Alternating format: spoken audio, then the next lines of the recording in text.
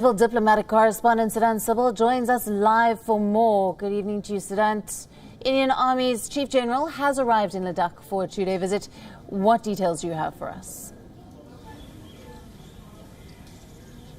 Well, Alison, it has been a day of a lot of developments here in Delhi and, of course, in Ladakh, where the Indian Army Chief is present for a two-day visit for the security review and operational preparedness. But that's not the only major development. We know that the Air Chief visited the frontline areas in the eastern sector, and there have been comments, of course, one of the comments by the MEA. What is significant about the comments by the MEA is that MEA has clearly stated that the developments of last 4 months at the LAC is directly because of the Chinese action. In fact, the MEA has urged negotiations.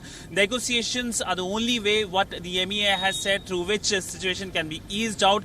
But largely, if you look at the comments by the army just a short while ago, CDS Bipin Rawat commented on the situation at the LAC, and of course talked about Quad, because remember, it's just not the military aspect of it, the diplomatic aspect as well. And India today also confirmed, in fact, MEA in response to a WION question confirmed that India will soon host a Quad meeting. This is something unimaginable just 2 months ago, but it looks like while China has been creating problem for India, India was previously very shy about publicly taking positions. India has now formally taken a position in terms of saying that it will be hosting a Quad meeting, in-person Quad meeting, which is another significant aspect of it because it's happening amidst the COVID crisis. Also, India has confirmed that Indian Foreign Minister will be going to Moscow for SCO meeting, SCO Foreign Ministers meeting. Even as we speak, the Indian Defense Minister is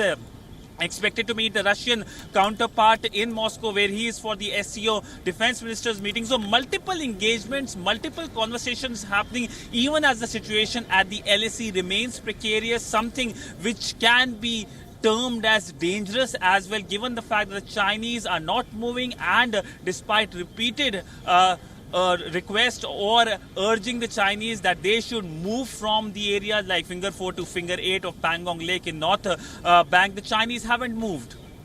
Right, Siddhant. And all of this, of course, happening, the movements of the Chinese all happening while both sides were already holding brigade commander level discussions to de-escalate the tensions along the LAC.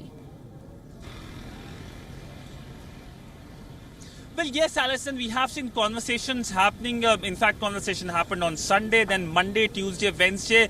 But the outcome of the conversation is something which is not positive. There is no major outcome. There are talks which are continuing today as well. But we have seen that the Chinese are not doing what the Indians want them to do. Basically, that is move from the area which they are currently present on the North Bank, especially of the Pangong Lake.